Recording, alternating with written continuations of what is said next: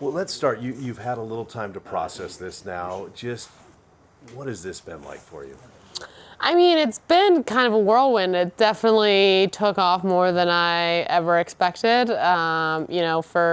For us in the sport, like, you win world championships, you win the Olympics, like there's similar difficulty, I guess.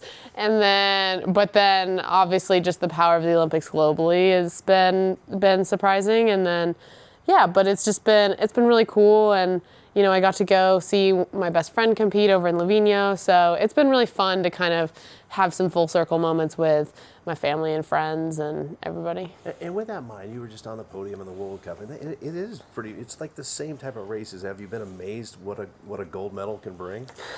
Yeah, I mean, I have been. I think it's really cool. I also hope that people will go back and continue to watch the rest of our season and the World Cup. I think that watching on a week-to-week basis is really cool, and it's fun to kind of follow along. And yeah, we'll see what happens. For people that know your story, Cortina is a place that sidelined you for a bit. How special was it to, I don't know if the word's redemption on that mountain, but to have that run at a place that took you out?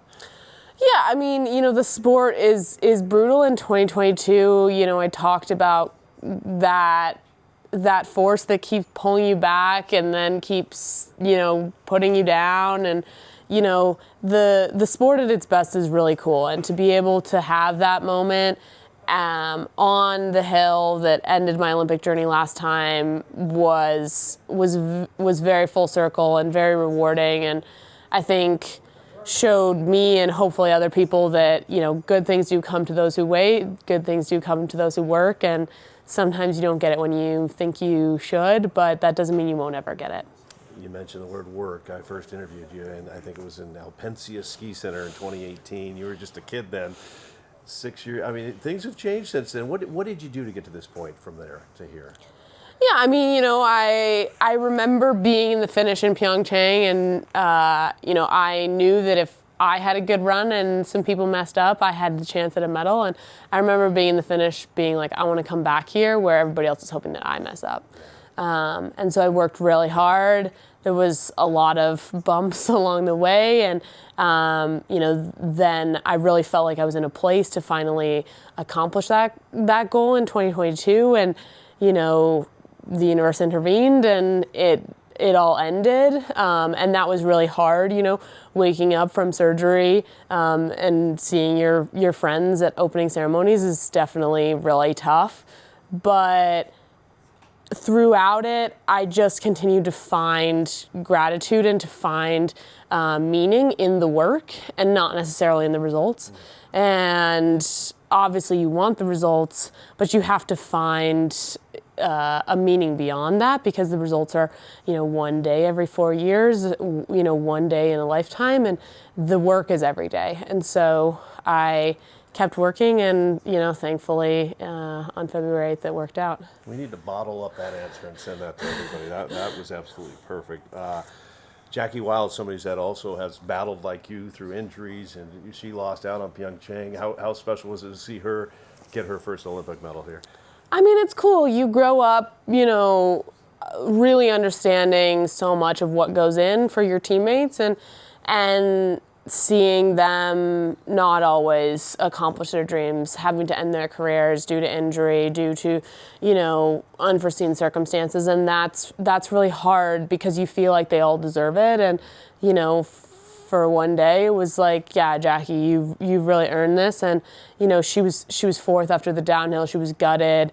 She's spoken that this will be her last Olympics. And, it was really felt like, people don't often make it happen on the last shot, but, sometimes you do.